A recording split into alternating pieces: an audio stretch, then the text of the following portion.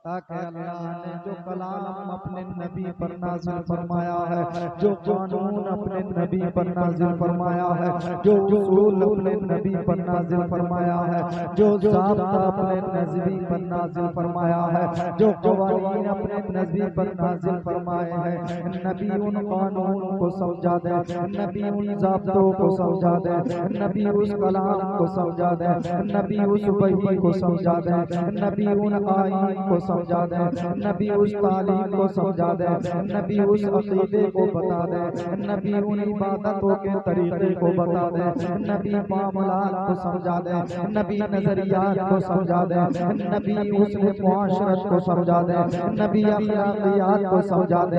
तो अगर कुरान समझना चाहते हो तो पहले नबी को समझो।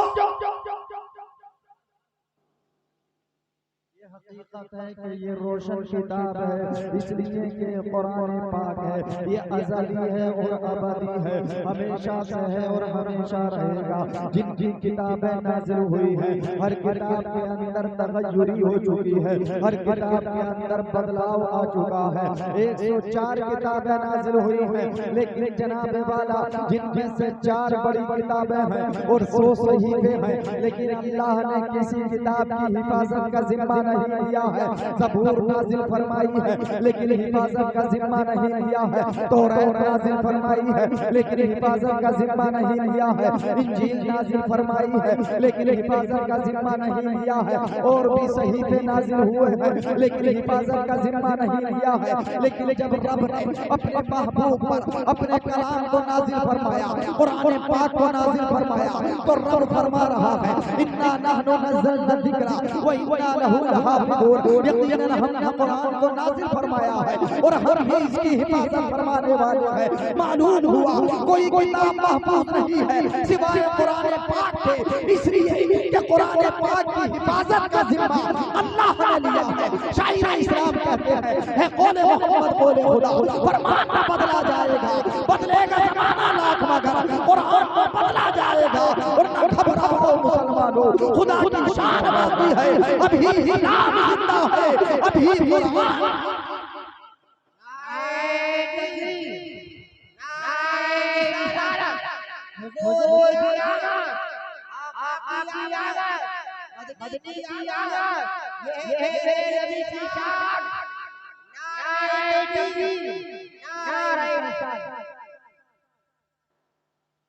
कुरान बाकी है,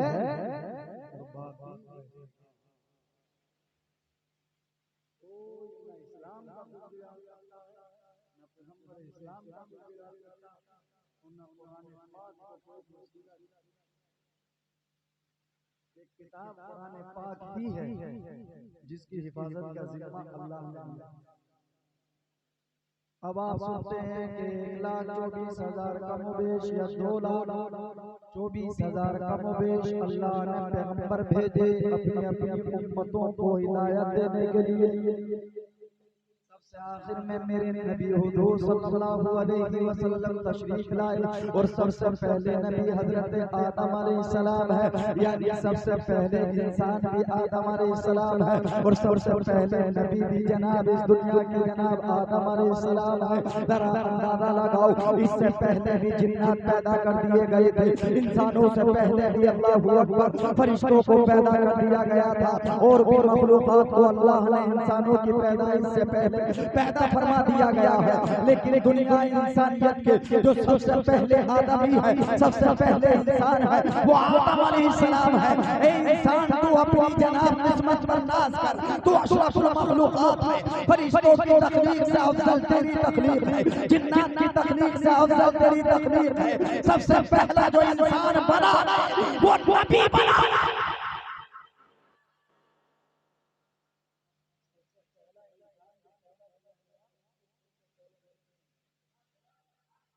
आप अंदाजा लगाइए कितने अजीम है इंसान। इंसान अशरफुल मखलूकात है, इंसान कितना आला है, इंसान की तख्लीक कितनी आला है। कुरान फरमा रहा है, वलक़द खलक़नल इंसाना फी अहसनि तक़वीम, हमने इंसान को अच्छी तख्लीक, अच्छी सूरत में पैदा किया।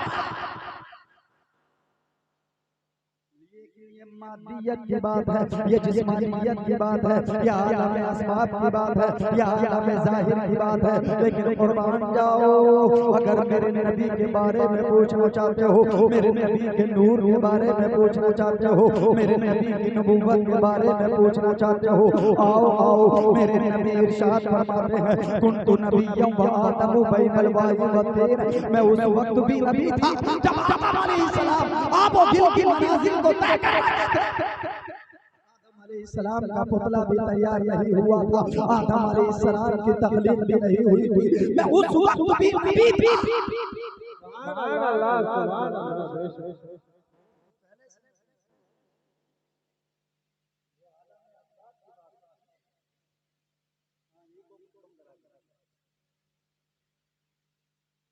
वो आलम अस्बाब की बात है, आलम ज़ाहिर की बात है। सबसे पहले इंसान जो पैदा हुए वो आदम अलैहिस्सलाम है, उनको नबूवत से सरफराज फरमाया गया। लेकिन सरकार फरमाते हैं कुन्तु नबिय्यम व आदम बैनल माई व तीन। वक्त भी नबी था जब आदम अलैहिस्सलाम का पुतला भी तैयार नहीं हुआ था। आदम अलैहिस्सलाम का खमीर जनाब तैयार हो रहा है। आदम अलैहिस्सलाम मिट्टी के दरमियान है, आदम अलैहिस्सलाम रूह के दरमियान है, आदम अलैहिस्सलाम जिस्म के दरमियान है। मैं उस वक्त भी नबी था। अल्लाहू अकबर। अब अंदाजा लगाओ, अल्लाह के रसूल उस वक्त भी नबी है। मालूम हुआ आदम अलैहिस्सलाम को जो नबूवत मिली है वो मेरे नबी के सदक़े में मिली है। हजरत शीस अलैहिस्सलाम को नबी बनाया गया है, वो मेरे नबी के सदक़े में बनाया गया है। नूह और लूत को नबूवत मिली है, मेरे नबी के सदक़े में मिली है। इसी तरीके से इब्राहिम खलीलुल्लाह नबी बने हैं, नबी के सदक़े में बने हैं। इस्माइल ज़बीहुल्लाह अगर जनाब इसी तरीके से कुर्बान होने से बचे हैं तो नबी के नूर के सदक़े में बचे हैं। इब्राहिम खलीलुल्लाह पर अगर नारे नमरूद गुलजार हुई है, नबी के नूर के सदक़े में हुई है। अगर ईसा रूहुल्लाह पर किताब नाजिल हुई है और उनको नबूवत मिली है, नबी के सदक़े में मिली है। हकीकत तो ये है, आला हजरत फरमाते हैं वो जो ना थे तो कुछ ना था, वो जो ना थे तो कुछ ना था।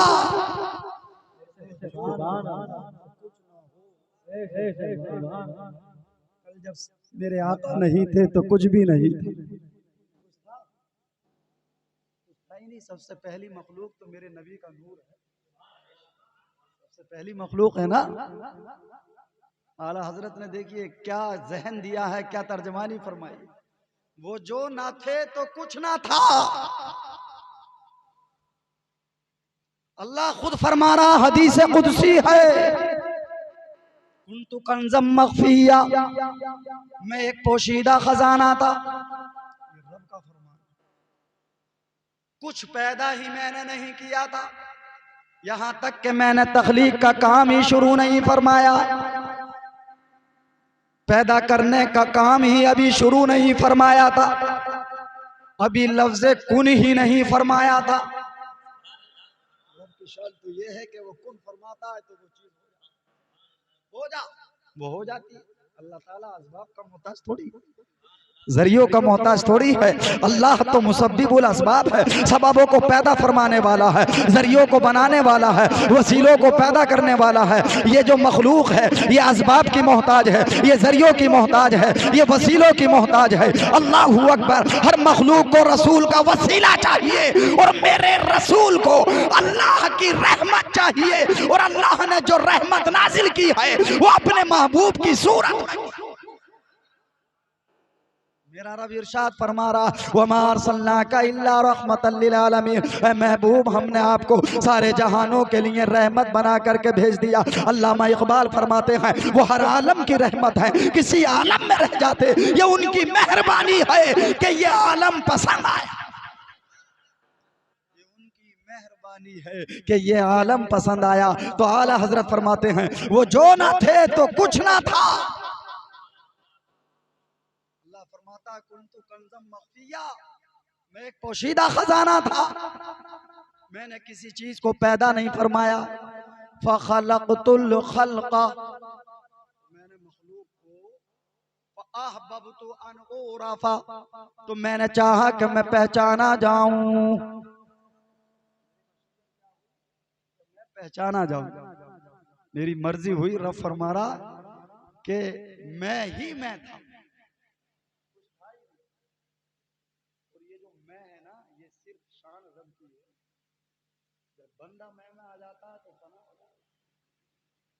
किबरियाई तो है वो रब के लिए है, तकब्बुर जो है वो रब के लिए है, तकब्बुर की चादर सिर्फ रब के लिए खास है। नबी हो वो भी आजिज़ी के बुलंद पहाड़ बुलंद मंजिल पर फाइज होता है, रसूल भी आजिज़ी की बुलंद मंजिल पर फाइज होता है, सहाबी भी आजिज़ी की बुलंद मंजिल पर फाइज होता है। और हकीकत तो ये है, जो जितनी ज्यादा आजिज़ी कर लेता है, जो जितनी ज्यादा इबादत अल्लाह की कर लेता है, जो जितनी ज्यादा इनकी सारी रब की बारगाह में पेश कर देता है, अल्लाह उतना ही उसको बुलंद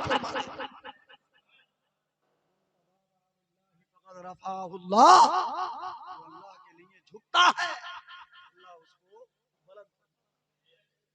अल्लाह उसको बुलंद फरमा देता है। अल्लाहू अकबर। लिहाजा आप जरा तारीख देख लो, आप इसी तरीके से इस्लामी तारीख को उठा करके देखो, जो जितना ज्यादा अल्लाह की बारगाह में झुका वो उतना ही ज्यादा बुलंद हो गया। सबसे बुलंद मेरे नबी हैं, मेरे नबी सबसे ज्यादा रब की बारगाह में झुके। नबी से ज्यादा किसी ने इबादत की? आप मासूम हैं, गुनाह नहीं हो सकता नबियों से। सारी सारी रात इबादत कर रहे हैं, पैरों पे वरम आ गया है। हजरत आयशा सिद्दीका अफीफा तय्यबा ताहिरा रज़ी अल्लाह ताला अन्हा अर्ज करती या रसूल अल्लाह तवर्रमा कदमा, आपके कदम मुबारक पे वरम आ चुका है, सूझ चुके हैं। अल्लाह ने आपको नबियों का सरदार बनाया है, आप तो मासूम है। सारी सारी रात इबादत ना करें, सारी सारी रात मेरे नबी इबादत कर रहे हैं। अल्लाहू अकबर। आखिर किस वजह से, आखिर मकसद क्या था? शायर इस्लाम फरमाते हैं ये शब भर जागना और रात भर रोना मोहम्मद का है तुम्हारे ही लिए था, ऐसिया कारो बदकारो तुम्हारे ही लिए था शब भर जागना और रात भर रोना मोहम्मद का। ये हमारी तालीम के लिए है, ये हमारी जनाब वाला हमारे दर्स के लिए है, ये हमारी इबरत के लिए है। हजरत आयशा अर्ज करती हैं या रसूल अल्लाह आप थोड़ी देर सो जाया भी करें,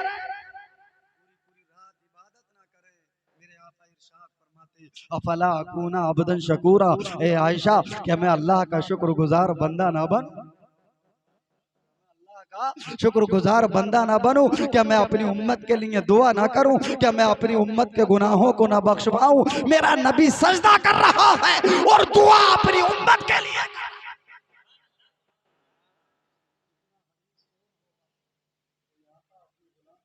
हरीस होगा जितने के मेरे आका अपने गुलामों के हरीस हैं। कुरान फरमा रहा है लक़द जाअकुम रसूलुम मिन अनफुसिकुम अज़ीज़ुन अलैहि मा अनित्तुम हरीसुन अलैकुम बिल मुमिनीना रऊफुर रहीम। जब तुम पर कोई परेशानी आती है तो मेरे महबूब पर गिरा गुजरता है।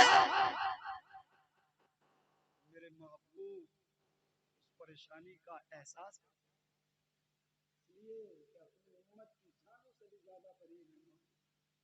हमारे नबी मोमिनों की जानों से भी ज्यादा करीब है।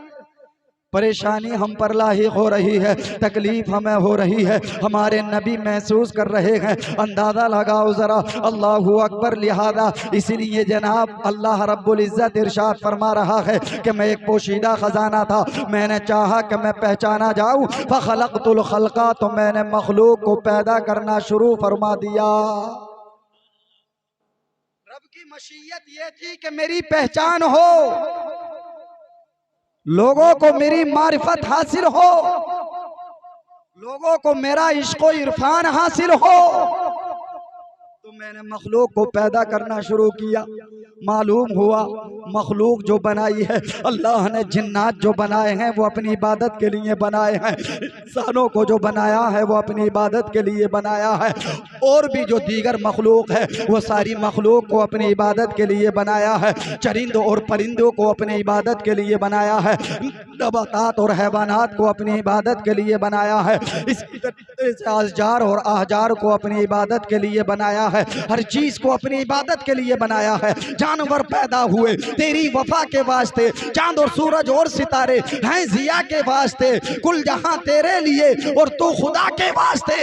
इंसान सारी चीजों को तेरे फायदे के लिए बनाया है और तुझको अपनी इबादत के लिए, मारिफत के लिए बनाया है, अपनी पहचान के लिए बनाया है। और मकसद क्या है कि रब तबारक व तआला की मारिफत हासिल हो, अल्लाह तबारक व तआला की पहचान हासिल हो। तो रब ने सबसे पहले अपनी पहचान कराने के लिए अपने नबी के नूर को पैदा फरमाया,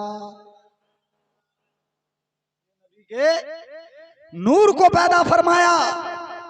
और जब नबी का नूर पैदा हो गया, सबसे पहली मखलूक है नबी का नूर। फरमाते हैं वो जो ना थे तो कुछ ना था, जब नबी का नूर ना था तो कुछ भी ना था, नबी का नूर नहीं था तो कुछ भी नहीं था। वो खालिक था, वो राज़िक था, वो रब्बुल आलमीन था, अल्लाहु अकबर। लेकिन रब तो था, लेकिन उसकी रबूबियत का किसी को पता नहीं था। खुदा तो था, लेकिन उसकी खुदाइयत को कोई नहीं जानता था। अल्लाह वाहिद तो था, लेकिन उसकी वहदानियत को कोई नहीं जानता था। अल्लाह माबूद तो था, लेकिन उसकी उलूहियत को कोई नहीं पहचानता था। उसकी रज़ाकियत को कोई नहीं पहचानता था। उसकी ज़ात को कोई नहीं पहचानता था। उसकी सिफात को कोई नहीं पहचानता था। और पहचानता क्या था? जब पहचानता कैसे, जब कोई था ही नहीं। अल्लाह ने अपनी पहचान कराने के लिए इंसानों को पैदा किया है। और अगर इंसानों को पहचान होगी तो मेरे नबी के नूर से होगी, मेरे नबी से होगी। इसलिए कि सबसे ज्यादा जो अल्लाह को पहचाना है वो मेरे नबी ने। और जितना अच्छा पहचानेगा उतनी अच्छी पहचान कराएगा, अच्छी पहचान कराएगा, उतना ही अच्छा तारुफ कराएगा। मैं मौलाना जाफर साहब को जानता हूँ। मुझसे कोई पूछेगा कि जाफर साहब की हकीकत क्या है, उसी एतबार से मैं परिचय कराऊंगा। अल्लाहू अकबर, कुर्बान जाओ। अगर इसी आसमान के नीचे, इस जमीन के ऊपर अगर अल्लाह को किसी ने पहचाना है तो वो नबी की जात है।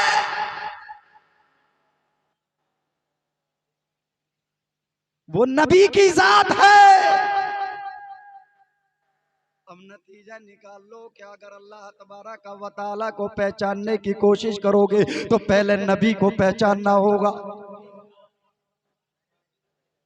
पहले नबी को पहचाना जाएगा। इसलिए कि अल्लाह की कुल मारिफत तो नबी की ज़ात में मौजूद है। अगर अल्लाह को नबी ने पहचाना है, अगर किसी ने पहचाना है तो वो नबी ने पहचाना है। नबी ने अल्लाह की ज़ात को पहचाना है, नबी ने अल्लाह की सिफात को पहचाना है, नबी ने अल्लाह की वहदानियत को पहचाना है, नबी ने अल्लाह की तौहीद को पहचाना है, नबी ने अल्लाह के रब्बुल आलमीन होने को पहचाना है, अल्लाह के शहीद व बसीर होने को पहचाना है, अल्लाह की कुदरत को पहचाना है। अब अगर अल्लाह के करीब होना चाहते हो, अब अगर अल्लाह के करीब होना चाहते हो, अल्लाह की बारगाह का मुकर्रब बंदा बनना चाहते हो, अल्लाह की बारगाह में अफजल होना चाहते हो, अगर इसी तरीके से अल्लाह की बारगाह का मंजूर नजर बनना चाहते हो, अल्लाहू अकबर, तो महबूब की बारगाह के करीब हो जाओ। शायर इस्लाम फरमाते हैं, वस्ल मौला चाहते हो तो वसीला ढूंढ लो। रब तक पहुंचाने के लिए जो सबसे बड़ा वसीला है वो मेरे महबूब। इसमें कोई शक ही नहीं, कोई शक है? अल्लाह बगैर नबी के नहीं मिलेगा। कुरान फरमा रहा, साफ फरमा दिया अल्लाह रब्बुल इज्जत ने, कुल इन कुंतुम तुहिब्बून अल्लाह फत्तबिऊनी। महबूब अपनी उन उम्मत से फरमा दो, इन लोगों से फरमा दो तो तुम्हारी उम्मत में है कि अगर तुम अल्लाह की बारगाह में महबूब बनना चाहते हो, अगर अल्लाह की बारगाह का कुर्ब हासिल करना चाहते हो, अगर अल्लाह का दोस्त बनना चाहते हो, अल्लाह का मुकर्रब बंदा बनना चाहते हो, अल्लाह की बारगाह के करीब होना चाहते हो, अल्लाह के जलवे में गुम होना चाहते हो, अगर अल्लाह की ज़ात को पहचानना चाहते हो, अल्लाह की सिफात को पहचानना चाहते हो, अगर अल्लाह की वहदानियत को पहचानना चाहते हो, अल्लाह की तौहीद के कायल होना चाहते हो, फत्तबिऊनी, मेरे पीछे पीछे चलो, मेरे पीछे पीछे चलो, मेरी इत्तिबा करो, मेरी सुन्नत पर अमल करो। जो मेरी सुन्नत पर अमल कर लेगा वो अपने रब को पहचान लेगा। जो मेरा तरीका इख्तियार कर लेगा वो अपने रब के करीब हो जाएगा। जो रसूल और आले रसूल की मोहब्बत दिल में रख लेगा उसके दिल में अल्लाह की मोहब्बत हो जाएगी। अल्लाहू अकबर। इसलिए तो फरमाते हैं वस्ले मौला चाहते हो तो वसीला ढूंढ लो और बेवसीला नजदियो हरगिज खुदा मिलता नजदियो हरगिज खुदा मिलता नहीं। इसलिए आला हजरत फरमाते हैं वो जो न थे तो कुछ ना था, वो जो ना हो तो कुछ ना हो। कल भी जब सरकार नहीं थे तो कुछ नहीं था, वो जो ना हो, और आज भी अगर सरकार ना हो तो कुछ ना हो। जैसे कल थे मेरे आका आज भी वैसे। जिंदगी में कोई फर्क नहीं है, जिंदगी में कोई फर्क नहीं है। अगर नबियों की हयात को समझना चाहते हो, शोहदा की हयात को समझना चाहते हो, अल्लाहू अकबर अहले सुन्नत के अकीदे को पहचानना चाहते हो, अल्लाहू अकबर सिद्दीक अकबर को अकीदे को अगर जानना चाहते हो, उमर फारूक आजम की बोली को अगर बोलना चाहते हो, हजरत उस्मान गनी की तर्जमानी को अगर समझना चाहते हो, मौलाए कायनात की जनाब वाला वो फिक्र और ख्यालात को समझना चाहते हो, इमाम हसन की इसी तरीके से सोच को जानना चाहते हो, इमाम हुसैन के अल्लाहू अकबर इसी तरीके से कारनामे को और उनके पैगाम को जो करबला से पैगाम दिया था अगर समझना चाहते हो, इमाम आजम को समझना चाहते हो, वो से आजम की बोली को समझना चाहते हो, गरीब नवाज के अकीदे को पहचानना चाहते हो, अली अहमद साबिर कलियरी के नजरिए को पहचानना चाहते हो, हाफिज शाह जमालुल्लाह के अकीदे को पहचानना चाहते हो, शादरगाही महबूब इलाही के नजरिए को पहचानना चाहते हो, हजरत शाह अब्दुल्ला बगदादी को समझना चाहते हो, तो आओ बरेली की सरजमीन पर आला हजरत को समझ लो, आला हजरत के कलाम को समझ लो। आला हजरत फरमाते हैं अल्लाहू अकबर, अंबिया को भी अजल आनी है मगर ऐसी के फकत आनी है, फिर उसी आन के बाद उनकी हया। नबियों की अजल यानी मौत जो होती है वो एक आन के लिए, फरमाते हैं फिर उसी आन के बाद उनकी हयात, उनकी जिंदगी मिसले साबिक वही जिस्मानी है, मिसले साबिक वही जिस्मानी है। जैसे पहली जिंदगी थी अब भी वैसी ही जिंदगी है, जैसे पहला जिस्म महफूज था आज भी वही जिस्म महफूज है, वही समाअत महफूज है, वही तसर्रुफात महफूज है, वही इख्तियारात महफूज है, वही पेशानी महफूज है, वही बीनी मुबारक महफूज है, वही रुखसार महफूज है, वही जनाब कदम मुनाज महफूज है, वही इसी तरीके से आपके जिस्म का उज़्व महफूज है, और जो देखने की सलाहियत रखता है वो देखता भी है, और जो मुसाफा करने का अंदाज रखता है वो मुसाफा भी करता है। आंख वाला तेरे जोबन का तमाशा देखे, आंख वाला तेरे जोबन का तमाशा देखे, और दीदा कोर को क्या आए नजर क्या देखे।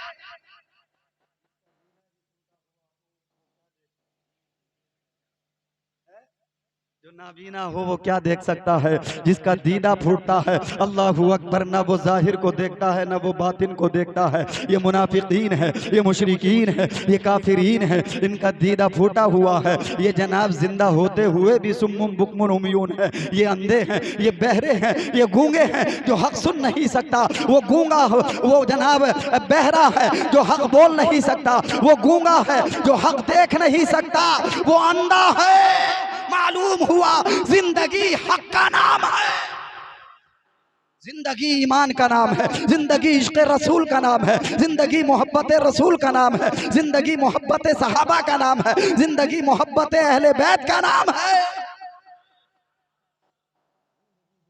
दीन की मोहब्बत का नाम है। अगर ये नहीं है, मोहब्बत रसूल नहीं है, तो चलते फिरते मुर्दा है। मोहब्बत सहाबा नहीं है, चलते फिरते मुर्दा है। और ये जो हमारी महफिलें हैं ये मोहब्बतों का सबूत पेश करती हैं। ये हमारे जुलूस हैं, ये जलसे हैं, ये बिलाशुबा मोहब्बत का सबूत पेश करते हैं। उनको जिससे मोहब्बत होती है तो महबूब उसके चर्चे भी बहुत करता है, उठते बैठते चलते फिरते है। मोहब्बत की ज़रब मशहूर हो गई है, मसल मशहूर हो गई है, लैला मजनू की मोहब्बत। मजनू लैला का नाम रेत पे लिख करके अपने दिल को सुकून पहुंचाते। और जिसके दिल पे महबूब का नक्श हो जाता है नाम, है उसको उसी वक्त करार मिलता। जब तक करार नहीं मिलता, जब तक मुहिब महबूब का जिक्र नहीं कर लेता है, तब तक वो बेचैन रहता है, तब तक वो मुस्तरिब रहता है। ये आशिक रसूल हैं, ये गुलाम रसूल हैं। जब तक नबी की तारीफ नहीं कर लेते हैं, तब तक इनकी रूह को सुकून नहीं मिलता है। अल्लाह का जिक्र ही अल्लाह के रसूल का जिक्र है। कुरान फरमा रहा है, अला बिज़िक्रिल्लाहि तत्मइन्नुल कुलूब, खबरदार, यकीनन अगर दिलों को सुकून मिलता है तो वो अल्लाह और रसूल के जिक्र से मिलता है, दीन के जिक्र से मिलता है, शोहदा के जिक्र से मिलता है, सालिहीन के जिक्र से मिलता है, अइम्मा मुज्तहिदीन के जिक्र से मिलता है, उलमाए रब्बानियीन के जिक्र से मिलता है। क्योंकि ये सब अल्लाह के जिक्र है। एक बिलवास्ता अल्लाह का जिक्र है, एक बिला वास्ता अल्लाह का जिक्र है। अल्लाहू अकबर, कुर्बान जाओ। इसलिए आशिक रसूल फरमाते हैं, न दौलत से, न दुनिया से, न घर आबाद करने से और तसल्ली दिल को होती है खुदा को याद, खुदा को याद करने से। जनाब कहीं भी चले जाओ, इसी तरीके से मेरे भाइयों, जहाँ भी जाओगे वहाँ कुछ कुड़न महसूस होगी, वहाँ परेशानी होगी, वहाँ दिल मुज़महिल होगा, वहाँ इस्तिराब होगा, वहाँ बेचैनी होगी। लेकिन जब मस्जिद में चले आओगे सारे दुख और दर्द खत्म हो जाएंगे। अगर दिल को करार मिलेगा तो रब की बारगाह में सजदा करने से मिलेगा। जो मैन चैन और सुकून है, सुकून के पीछे भाग रहा है आदमी, इंसान आज का, कि किसी तरह सुकून मिल जाए। और सुकून हर जगह उसको मुहैया, सुकून उसको हर जगह मुहैया। सुकून कायम है अल्लाह की जिक्र, और अल्लाह का सबसे बड़ा जिक्र क्या है? नमाज। ईमान और अकीदे की सलामती के बाद जो सबसे बड़ा जिक्र है अल्लाह का, और जो सबसे बड़ा फर्ज है अल्लाह का, वो नमाज है। ये सुकून जनाब तुम्हारे इस उम्मत के लिए तो बड़ा आसान कर दिया, बड़ी आसानी कर दी है। पहले नबियों के लिए इस जमीन को मस्जिद नहीं बनाया गया, पहली उम्मतों के लिए इस जमीन को पाक करार नहीं दिया गया था। ये सरकार का खासा है। मेरे आका इरशाद फरमाते हैं, जो इलत लियल अर्दु कुल्लुहा मस्जिदम व तुहूरा, पूरी रूए जमीन मेरे लिए मस्जिद बना दी गई है और मेरे लिए पाक कर दी गई है। पहले नबी नमाज पढ़ते थे तो मकामात मखसूसा के अंदर जो जनाब नमाज के लिए, इबादत के लिए मखसूस जगह बनी हुई थी, वही नमाज पढ़ सकते थे। वो हर कहीं नमाज नहीं पढ़ सकते थे। खेतों खलियान में नमाज नहीं पढ़ सकते थे, रास्तों पर नमाज नहीं पढ़ सकते थे, डगर और नगर पर नमाज नहीं पढ़ सकते थे, सफर में नमाज नहीं पढ़ सकते थे। जो जहाँ पर मुतबर्रक मखसूस मकामात थे वहीं पर नमाज और इबादत कर सकते थे।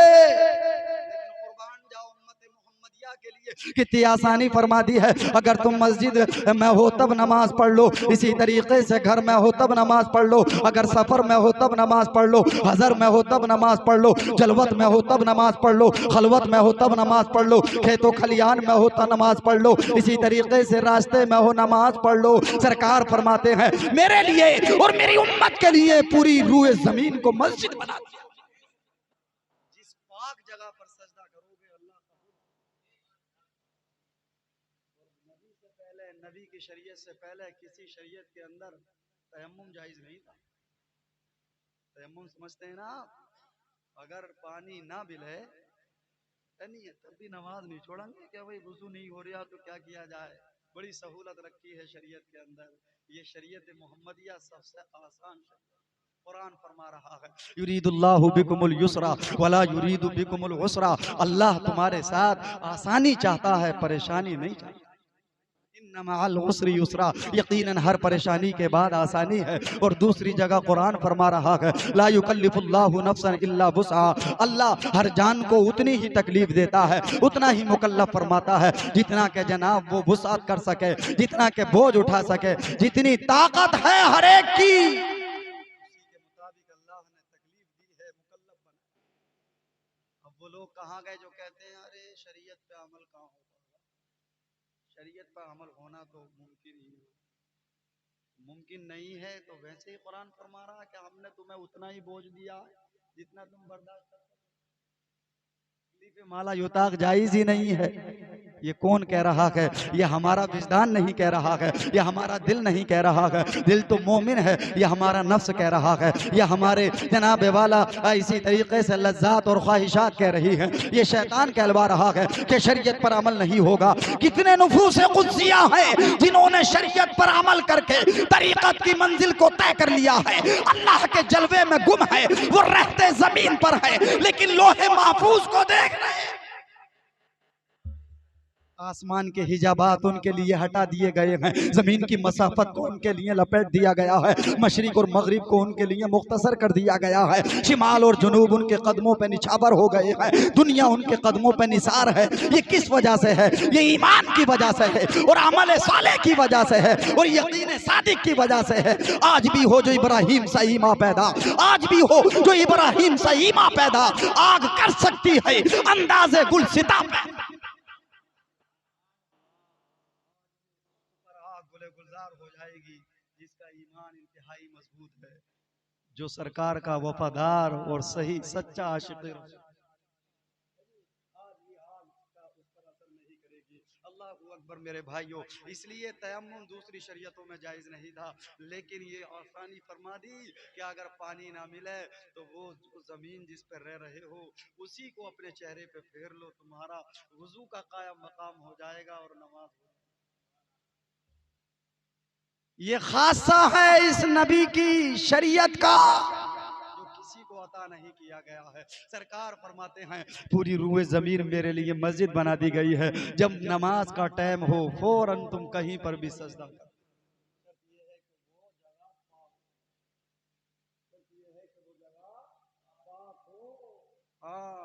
नापाक जगह पर नहीं, इसलिए कि नमाज पाकी लाती है, नजरिए की भी पाकी लाती है और ईमान की भी पाकी लाती है, अमल की भी पाकी लाती है, तरीक़ाकार की भी पाकी लाती है, जगह की भी पाकी लाती है। कुरान फरमा रहा है इन्नल्लाह युहिब्बुत तव्वाबीना व युहिब्बुल मुततहिरीन, यकीनन अल्लाह तौबा करने वालों को पसंद फरमाता है और पाक रहने वालों को पसंद फरमाता है।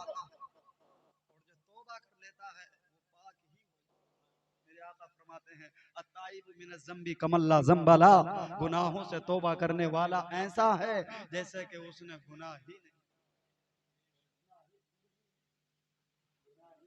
गंदगी है ये, गुनाह गंदगी ये जन्नत में नहीं जाएगी, इसलिए हर एक शख्स को उसकी सजा भुगतने के बाद ही जन्नत में भेजा जाएगा, क्योंकि जहन्नम की आग से इन गुनाहों की गंदगी को जलाया जाएगा, कल किया जाएगा, साफ किया जाएगा। और जो मोमिन गुनाहगार हैं मेरे आका उनकी गंदगी को धुलवा करके शफाअत करेंगे। मेरे आका इरशाद फरमाते हैं शफाअती ली अहलिल कबाइरी मेरी उम्मती, मेरी शफाअत उम्मत के गुनाह कबीरा करने वालों, जो लोग गुनाहों की वजह से जहन्नम में जा चुके हुए, अल्लाह रब्बुल इज्जत अपने महबूब को शफाअत की इजाजत फरमाएगा और मेरे महबूब फिर जन्नत से जनाब जहन्नम से उनको निकालेंगे और जन्नत अता फरमाएंगे।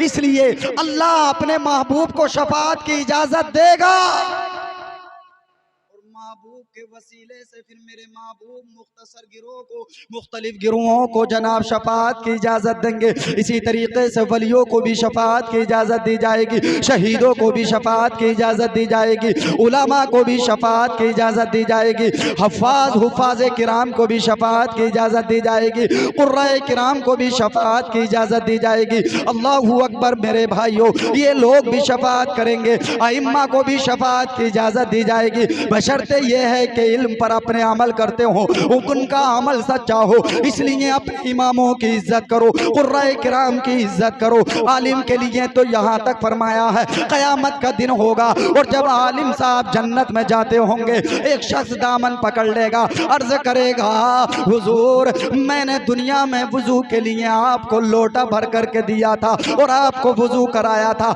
आप मेरे बगैर कैसे जन्नत में जा रहे हैं? मैं आपसे मोहब्बत फरमाता था और मेरे आका ने फरमाया है अलमरु मा मन अहब्बा बिही, उस शख्स का हश्र उसी के साथ होगा जो जिससे मोहब्बत करता होगा। मैं आपसे मोहब्बत करता हूँ, आप मुझे मेरे बगैर जन्नत में कैसे जा रहे हैं? अल्लाहू अकबर, कुर्बान जाओ। ये आलिम साहब इसकी शफाअत करेंगे, मौला की रहमत को जोश जोश आएगा। रब फरमाएगा इनके साथ इनके वुजू कराने वालों को भी जन्नत अता कर दो। यह है इत्तिबा का नतीजा, यह है सोहबत का असर। इसलिए उलामा की सोहबत इख्तियार करो, कुर्राए किराम की सोहबत इख्तियार करो, हुफाज़े किराम का एहतराम करो, अइम्मा किराम का एहतराम करो। इस दौर में अगर कोई नेक आदमी मिल जाए और साफ और सुथरा और अच्छी सोच का और हमदर्द आदमी मिल जाए तो इंशाअल्लाह, मैं आखिरी बातें कह रहा हूँ, तो उसका दामन थाम लो, क्योंकि बड़ा पुरफितन दौर है। मुखलिस लोग बड़े कम हैं। अगर मुखलिसीन आपको मयसर हो जाए, लेकिन ऐसा नहीं है कि नहीं है, कम तो हैं मगर हैं। इसलिए कि आज भी ईमान वाले हैं। विलायत का दरवाजा तो सुबह क़यामत तक खुला है।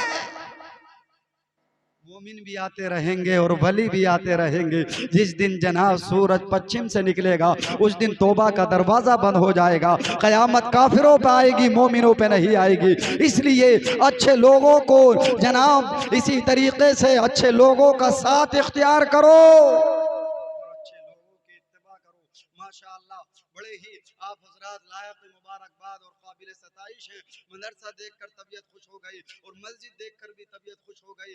मदरसा अल जामियतुल इस्लामिया और मस्जिद गौसिया और ये मसाजिद हैं, और ये मसाजिद के आइम्मा आपके निहायत ही काबिल कद्र हैं। मौला ताला इन हजरात के इल्म में और अमल में बरकतें, ये हमारे रहबर हैं। ये सबसे बड़ा फर्ज जो नमाज है, उस मुसल्ले के इमाम है, उस मुसल्ले के इमाम है। आप ये देखिए, अगर हम जनाब उस मुसल्ले की कद्र करें और अमल करें तो अल्हम्दुलिल्लाह। तो हमारी आवाम को भी चाहिए कि सबसे जनाब वाला अगर पीर साहब हैं तो वो अपनी जगह मुसल्लम है, लेकिन ये लोगों तुम्हारे माँ बाप अगर राजी हैं तो अल्हम्दुलिल्लाह, अल्लाह राजी। अगर तुम्हारे इमाम राजी हैं तो रसूलुल्लाह राजी हैं, अगर तुम्हारे रहनुमा राजी हैं तो बुजुर्गाने दीन राजी हैं। क्योंकि अगर अल्लाह और रसूल का पता दे रहे हैं मस्जिद की मेहराबों से, मिंबर से, अगर काल अल्लाह और काल रसूल की सदाएं बुलंद है तो इन मदरसों की बुनियाद पर बुलंद है, इन उलमा की बुनियाद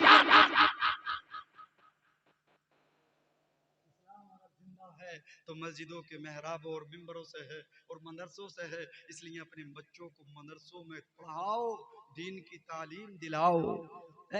आखिरी बात कहकर रुखसत हो जाओ। मेरे आका फरमाते हैं अद्दिबू औलादकुम अला सलासी खिसाल, अपने बच्चों को 3 आदतें सिखाओ, अपने बच्चों को 3 आदतों का खुगर बनाओ। मेरे आका फरमाते हैं शुरू ही से ही 3 बातें सिखाओ। हुब्बा नबीयकुम, अपने नबी की मोहब्बत सिखाओ, क्योंकि यही तो ऐन ईमान है। मोहम्मद की मोहब्बत दीन हक की शर्त अव्वल है। मोहम्मद की मोहब्बत शर्त दीन हक की शर्त अव्वल है। इसी में हो अगर खामी तो सब कुछ नामुकम्मल। अपने नबी की मोहब्बत सिखाओ, वह हुब्बा अहली बैती ही, और नबी के अहले बैत की आल की मोहब्बत सिखाओ, आले रसूल की मोहब्बत सिखाओ, हजरत अली की मोहब्बत सिखाओ, सहाबा की मोहब्बत सिखाओ, फातिमा तो जहरा की मोहब्बत सिखाओ, हसन और हुसैन की मोहब्बत सिखाओ, गौसे आजम की मोहब्बत सिखाओ, गरीब नवाज की मोहब्बत सिखाओ। अगर ये तारे नजर आ रहे हैं, ये रोशनी जो चमक नजर आ रही है, ये आले रसूल की है, जिन्होंने अपना खून पेश करके इस्लाम को सींचा है, इस्लाम के शजर की आबियारी की है। इनका एहसान हमारी गर्दनों से नहीं हट सकता।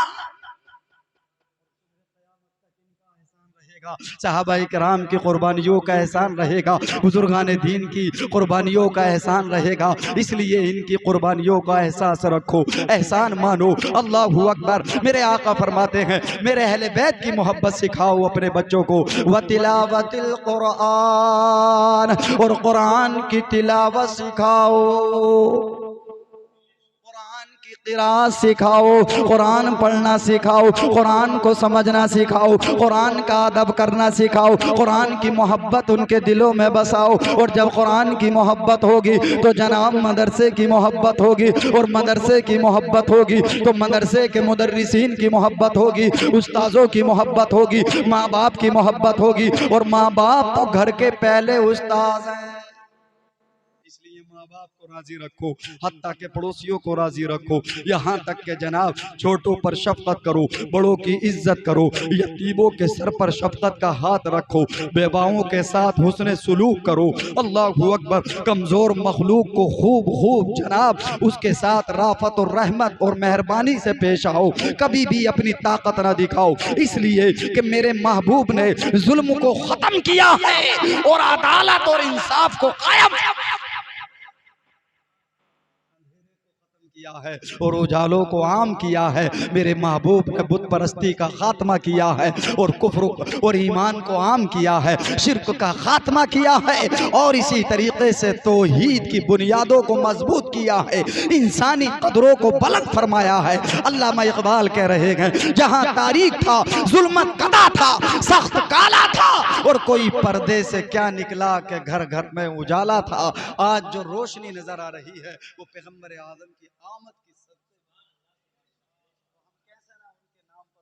करें, कैसे ना हम उनके नाम का चरागा करें, कैसे ना उनके चर्चे करें, कैसे ना उनकी मिलाद पढ़ें, कैसे ना उनकी महफिल सजाएं, कैसे ना उन पर सलातो सलाम पढ़ें। यही तो नबी के मोहब्बत के दाइये हैं, यही तो नबी के मोहब्बत के जरिए हैं। इसलिए खूब से खूब नबी की मोहब्बत का चर्चा करो, खूब खूब नबी की मोहब्बतों का चर्चा करो। कुरान फरमा रहा है, वह अम्मा बिनिअमति रब्बिका फहद्दिस, ए लोगों अपने रब की नेमत का खूब चर्चा करो। और अल्लाह की नेमतें बेशुमार हैं, लेकिन जो सबसे बड़ी नेमत है वो सरकार की आमद है, सरकार की विलादत, सरकार की विलादत है। मौला तबारक व तआला हम तमाम को इश्क़ रसूल की जिंदगी अता फरमाए और सीरत रसूल की जिंदगी या सीरत रसूल पर अमल करने की तौफीक अता फरमाए। मौला ताला इस मदरसे और इस मस्जिद और यहाँ के पढ़ाने वालों को खूब खूब शादो आबाद रखे, मुआविनीन के घरों में बरकतें अता फरमाए। माशाअल्लाह ये मौलाना फैजान साहब जो अपने वक्त के बड़े कामयाब इंसान हैं, ये कश्मीर के लोग अल्हम्दुलिल्लाह इनके पीछे आज भी रहते हैं, क्योंकि ये हमारे तो गांव की बात है, इनका बचपन अल्हम्दुलिल्लाह हमने देखा, हर एतबार से इनको देखा, बिला शुबह साफ और सुथरी जिंदगी मदरसों के अंदर अल्हम्दुलिल्लाह पढ़ाई। तो ऐसे लोग हैं जो जवानी के आलम में भी अल्हम्दुलिल्लाह नेक हैं, वो काबिल कद्र हैं। ये हमारी टीम है, मौलाना जाफर साहब से हमारी बड़ी पुरानी मुलाकात है। मौला ताला इन हजरात को सलामत रखे और हमें खूब दीन का जज्बा अता फरमाए। आमीन।